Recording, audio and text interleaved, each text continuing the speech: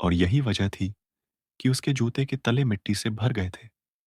ओस की वजह से वो मिट्टी कम और कीचड़ ज्यादा थी, और उसके बरामदे के सफेद मार्बल पर वो निशानात बिल्कुल एक कतार की सूरत में आ रहे थे। वो एक गहरी सांस लेता हुआ अंदर आ गया। मुलाजिम कमरे में उन निशानात को साफ करने में मसरूफ था। बाहर बरामदे में भी पैरों के कुछ निशानात हैं, उन्हें भी साफ कर देना। सालार ने उससे कहा, ये किसके निशान हैं? मुलाजिम ज्यादा देर अपने तजस पर काबू नहीं रख सका। मेरे, सालार ने इक्खड़ लहजे में कहा। वो रात को खाना खाने में मसरूफ था जब सकंदर उस्मान और तीबा आ गए थे। उन दोनों के चेहरे सते हुए थे। सालार इत्मीनान से खाना खाता रहा। वो दोनों उसे मुखातब कए बगैर उसके पास से गुजर कर चले गए थे। खाना खत्म करके मेरे कमरे में आओ, इस्किंदर उस्मान ने जाते जाते उससे कहा था। सालार ने जवाब देने के बजाय फ्रोट राइफल अपनी पिलेट में निकाल ली। 15 मिनट बाद वो जब उनके कमरे में गया तो उसने सिकंदर को कमरे में मिलते हुए पाया, जबकि तीबा फिक्रमंदी के आलम में सूफे पर बैठी हुई थी। पापा, आपने बुलवाया था? सालार ने अंदर दाखिल होते हुए कहा। बैठो, फिर तुम्हें बताता हूं क्यों बुलाया है। इस्किंदर उस्मान ने उसे देखते ही टहलना बंद कर दिया। वो बड़े इत्मीनान से तीबा के बराबर बैठ गया। अमामा कहाँ है? सिकंदर ने लम्हा जाया कहे बगैर पूछा। कौन इमामा?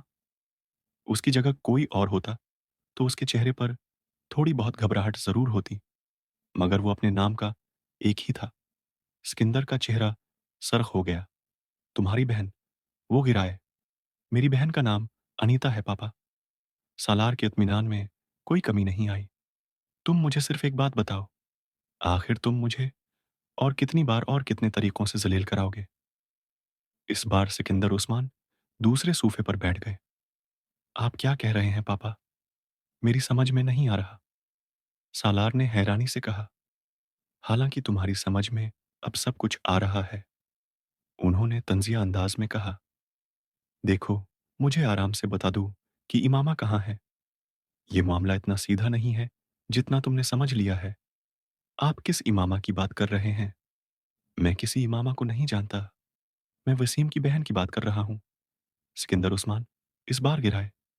वसीम की बहन? वो कुछ सोच में पड़ गया। अच्छा, याद आया, वो जिसने मुझे ट्रीटमेंट दिया था, लास्ट ईयर। हाँ, वही। अब चूंकि तुम्हारी यादाश्त वापस आ गई है, इसलिए मुझे ये भी बता दूं कि वो कहाँ है। पापा, वो अपने घर में होगी या मेडिकल कॉलेज के हॉस्टल में। मेरा इससे क्या ताल्लुक? उसने हैरानी से सिकंदर से कहा। उसके बाप ने तुम्हारे खिलाफ अपनी बेटी के अगवा का केस करवा दिया है। मेरे खिलाफ? I don't believe it. मेरा इमामा से क्या ताल्लुक है? उसने परसुकून लहजे और बेतासर चेहरे के साथ कहा। यही तो मैं जानना चाहता हूं कि तुम्हारा उसके साथ क्या ताल्लुक है। पापा, मैं उसको जानता तक नहीं हूं। एक दो बार के अलावा मैं उससे मिला तक नहीं। फिर उसके अगवा से मेरा क्या ताल्लुक? और मुझे तो ये भी नहीं पता कि वो अगवा हो गई है। सालार, अब ये एक्टिंग बंद करो। मुझे बता दो कि वो बच्ची कहाँ है। मैंने बाशम मुबीन से वादा किया है कि मैं उनकी बेटी को उन तक पहुंचाऊंगा। तो आप अपना वादा पूरा करें। अगर उनकी बेटी को उन तक पहुंचा सकते हैं तो जरूर पहुंचाइए, मगर मुझे क्यों डिस्टर्ब कर रहे हैं? इस बार सालार ने नागवारी से कहा। तुम्हारी और इमामा के दरमियान अगर किसी भी किस्म की अंडरस्टैंडिंग है तो हम इस मामले को हल कर लेंगे। मैं खुद उसके साथ तुम्हारी शादी करवा दूंगा। तुम फिलहाल ये बताओ कि वो कहाँ है। सिकंदर उस्मान ने इस बार अपने लब ओ लहजे में तब्दीली लाते हुए कहा। फार गार्ड सीख पापा, स्टॉप इट। कौन सी अंडरस्टैंड? नंग, कैसी शादी? मेरी किसी के साथ अंडरस्टैंडिंग होती तो मैं उसे अगवा करूंगा, और मैं अंडरस्टैंडिंग डेवलप करूंगा इमामा जैसी लड़की के साथ। वो मेरी टाइप है। बार सालार ने बुलंद आवाज में कहा। तो पर वह तुम पर इसके अगवा का इल्जाम क्यों लगा रहे हैं? ये आप इनसे पूछें, मुझसे क्यों पूछ रहे हैं? उसने इसी नागवारी से जवाब दिया। आज हाशिम मुबीन कह रहे हैं, कल को कोई और आकर कहेगा, और आप फिर मुझ पर चलाना शुरू कर देंगे। मैंने आपको बताया है, मैं सो रहा था जब पुलिस आकर बाहर खड़ी हो गई और अब आप आ गए हैं और आते ही मुझ पर। मुझे तो ये तक नहीं पता कि वसीम की बहन अगवा हुई है या नहीं। आखिर वो लोग मुझ पर इल्ज़ाम क्यों लगा रहे हैं? क्या सबूत है उनके पास कि मैंने उनकी बेटी को अगवा किया है? और बिलफ़र्ज़ मैंने अगवा किया भी है, तो क्या मैं यहाँ अपने घर बैठा रहूँगा? मुझे वक़्त इस लड़की के साथ होना चाहिए।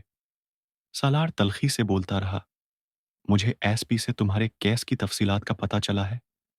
फिर मैंने कराची से हाशिम मुबीन को फ़ोन किया। वो मुझसे बात करने पर तैयार नहीं था। मुझे उससे बात करने के लिए मिन्नतें करनी पड़ीं। उसने मुझे तुम्हारे बारे में बताया है। उसकी बेटी रात को गायब हुई है और तुम भी रात को गए हो और सुबह आए हो। तो पापा, उसमें अगवा कहाँ से आ गया? पहली बात तो ये है कि मैं रात को कहीं नहीं गया और दूसरी बात ये है कि अगवा करने के लिए किसी के घर जाकर लड़की को ज़बरदस्ती ले जाना ज़रूरी है और मैं किसी के घर नहीं गया। हाशिम मुबीन के चौकीदार ने रात को तुम्हें जाते और सुबह आते देखा है। उसका चौकीदार झूठा है। सालार ने बुलंद आवाज में कहा, मेरे चौकीदार ने तुम्हें रात को एक लड़की को कार में ले जाते देखा है। इस्किंदर ने दानत पैसते हुए कहा। सालार चंद लम्हे कुछ बोल न सका। सिकंदर यकीना घर आते ही चौकीदार से बात कर चुके थे। वो मेरी एक फ्रेंड थी जिसे मैं घर छोड़ने गया था। उसने तीबा को देखते हुए कहा, कौन है वो फ्रेंड? उसका नाम और पता बताओ। सूरी पापाएं नहीं बता सकता। It's personal. यहाँ इस्लामाबाद छोड़ने गए थे? हाँ। तुम उसे लाहौर छोड़कर आए हो। एएसपी ने मुझे खुद बताया है। तुम 4 नाकों से गुजरे हो। चारों पर तुम्हारा नंबर नोट किया गया है। रास्ते में तुमने एक सरूस स्टेशन पर रखकर गाड़ी चेक करवाई है। इस लड़की के साथ वहां खाना खाया है। इस्किंदर ने उस सरूस स्टेशन और होटल का नाम बताते हुए कहा। सालार कुछ देर सिकंदर को देखता रहा, मगर उसने कुछ भी नहीं कहा। एसपी ने मुझे ये सब कुछ खुद बताया है। उसने अभी बाशिम मुबीन को ये सब कुछ नहीं बताया। उसने मुझसे कहा है कि मैं तुमसे बात करूं और खामोशी के साथ लड़की को वापस पहुंचा दूं या उसके घर वालों को उस लड़की का पता बता दूं था कि ये मामला खामोशी से किसी मसले के बगैर खत्म हो जाए। मगर वो कब तक बाशिम मुबीन को नहीं बताएगा। वो दोस्ती का लिहाज करके सब कुछ छिपा भी गया, तब भी हाशिम मुबीन के और बहुत से जराए हैं।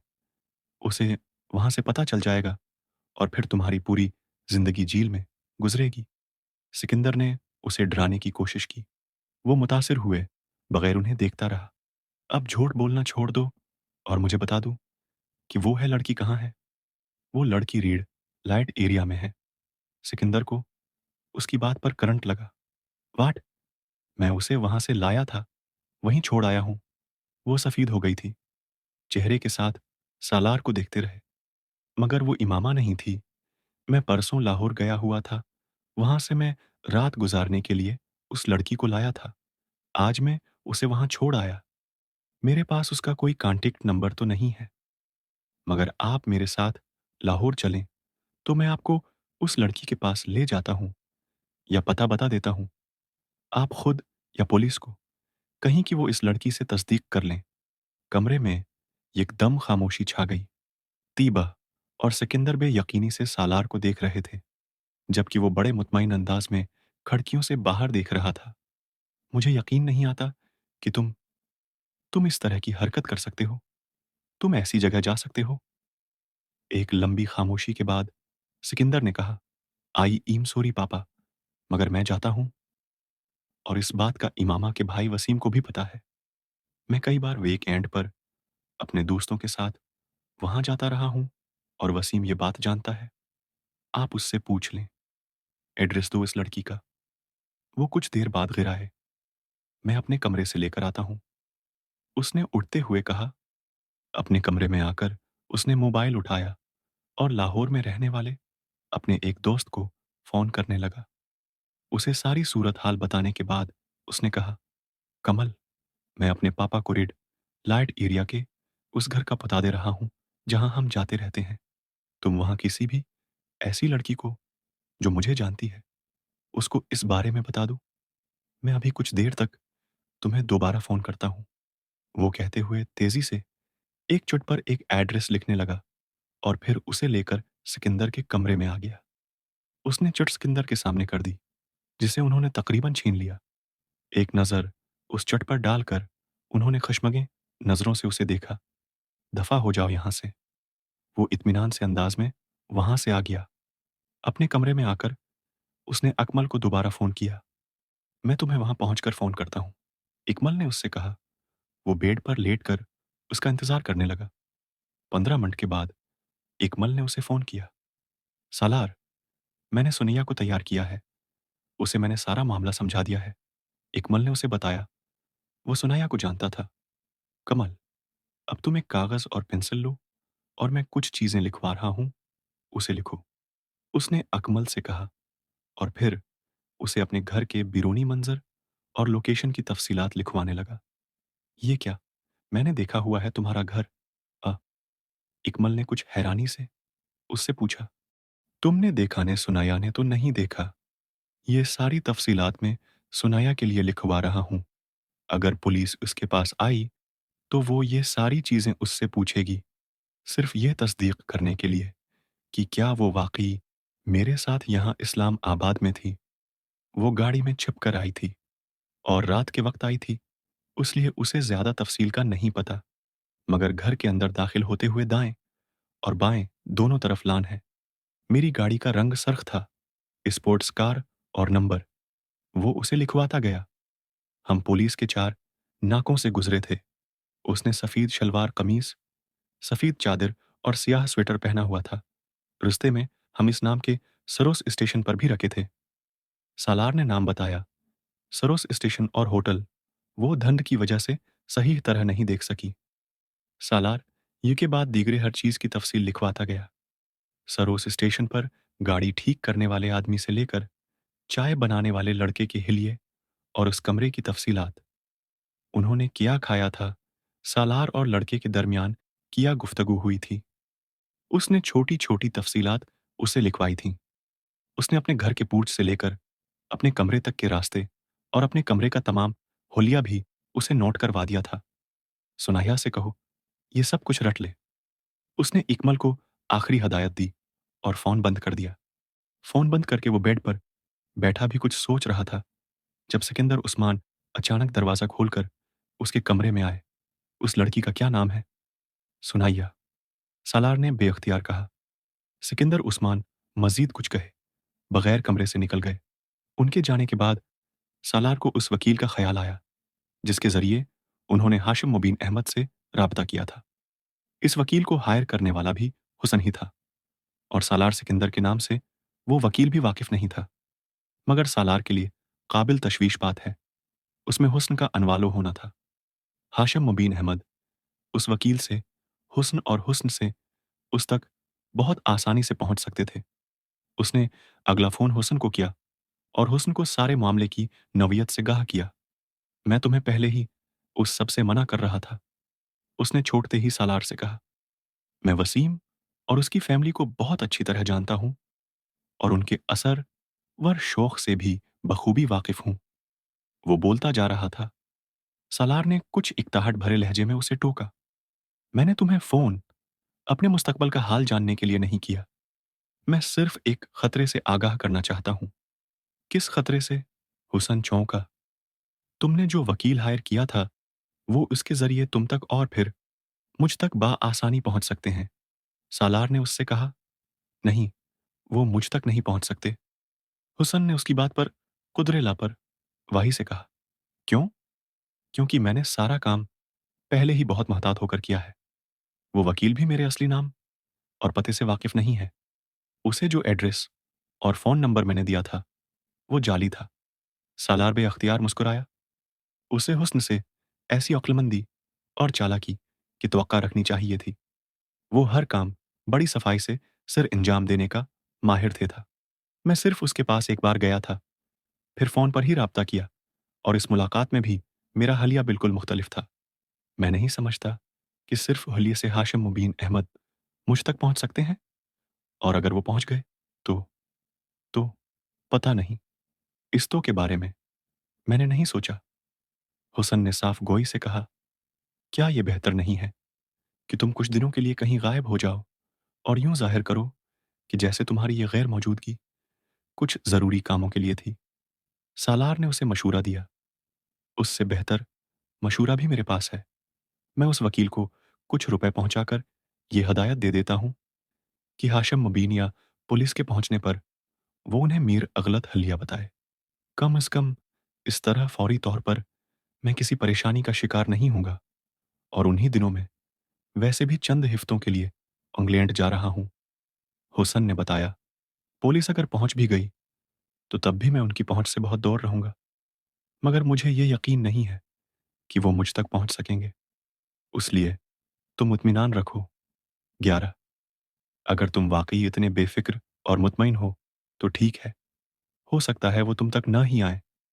मगर मैंने फिर भी सोचा कि मैं तुम्हें बता दूं। सालार ने फोन बंद करते हुए उससे कहा, वैसे तुम उस लड़की को अब लाहौर में कहाँ छोड़कर आए हो? लाहौर की एक सड़क पर छोड़ आया हूं। उसके अलावा और कहाँ छोड़ सकता था? उसने अपने महल वकूअ और हुदूदारबाह के बारे में कुछ नहीं बताया। वो बस चली गई। अजीब बेवकूफ हो। कम तुम तो इससे उसका ठिकाना पूछने का हौसला रखते थे। हाँ, मगर मुझे उसकी जरूरत नहीं पड़ी। सालार ने दानस्ता इमामा से आखिरी बार होने वाली अपनी गुफ्तगू गोल कर दी। मैं हैरान हूं कि तुम अब किस तरह के मामलात में नवालो होने लगे हो। अपनी टाइप की लड़कियों के साथ इनवालो होना दूसरी बात है, मगर वसीम की बहन जैसी लड़कियों के साथ इनवालो हो जाना, तुम्हारा टेस्ट भी दिन बदन गिरता जा रहा है। मैं हूं, इनवालो हुआ हूं। तुम वाकई अक्ल से पैदल हो, वरना कम इस तरह की बात मुझसे ना करते। एडवेंचर और अनवालोमेंट में जमीन आसमान का फर्क होता है। हुसन साहब, सालार ने तंजिया लहजे में कहा, और आपने यह फासला एक ही छलांग में तय कर लिया है सालार साहब। हुसन ने भी उसके अंदाज में जवाब दिया, तुम्हारे दिमाग खराब है और कुछ नहीं। और तुम्हारे दिमाग मुझसे ज्यादा खराब है, वरना इस तरह की हमाकत को एडवेंचर कभी ना कहते। हुसन भी कुदरे झलाया हुआ था। अगर तुमने मेरी मदद की है तो उसका यह मतलब नहीं है कि तुम्हारे मुन्ना में जो आए तुम कह दो। सालार को उसकी बात पर अचानक गुस्सा आ गया। भी मैंने तुम्हें कुछ भी नहीं कहा है। तुम किस बात की तरफ इशारा कर रहे हो? ये टेस्ट वाली बात की तरफ या दिमाग खराब होने वाली बात की तरफ? हुसन ने उसी अंदाज में उसकी बात से मुतासिर हुए बगैर पूछा, अच्छा अब मुना बंद कर लो, फजूल बहस मत करो। उस वक्त इन तमाम बातों को करने का मतलब गड़े मर्दे उखाड़ना है। हुसन अब संजीदा था। फर्ज करो पुलिस किसी सूरत हम तक पहुंच जाती है और फिर वो इमामा का उता पता जानने की कोशिश करते हैं, तो हम क्या बताएंगे? और मैं नहीं समझता कि वो कभी भी इस बात पर यकीन करेंगे कि इमामा के बारे में तुम्हें कुछ पता नहीं है। इस वक्त तुम क्या करोगे? कुछ भी नहीं करूंगा। मैं उनसे भी वही कहूंगा जो मैं तुमसे कह रहा हूं। उसने बुलंद आवाज में कहा, हाँ, और सारा मसला तुम्हारे उस बयान से ही शुरू होगा। मैं इमामा के बारे में नहीं जानता हूं। हुसन ने उसका जमला दोहराया, तुम्हें अच्छी तरह अंदाजा होना चाहिए कि वो हर कीमत पर इमामा तक होगा, पहुंचना चाहेंगे। ये बहुत बात की बात है।